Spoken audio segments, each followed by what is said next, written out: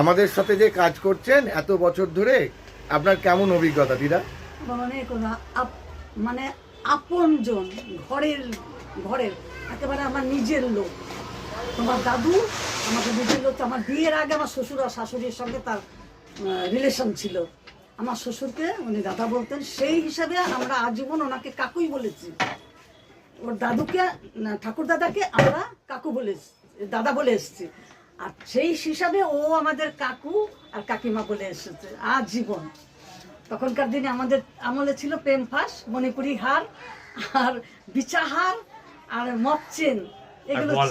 হ্যাঁ, এই যে মপচেন দেখালাম, এই মপচেন আমার ওই বিয়ের সময়কার। এখনকার এই পেট এত বড়, এখনো কাঁপতে কাঁপতে ছোট হয়ে গেছে। আজকে কি কিনলেন? আজকে কি দেখান, দেখো। কার জন্য নিলেন এটা? এটা আমি গিফট দিব, আমার এক নাতি আছে, তার জন্য গিফট দিলাম।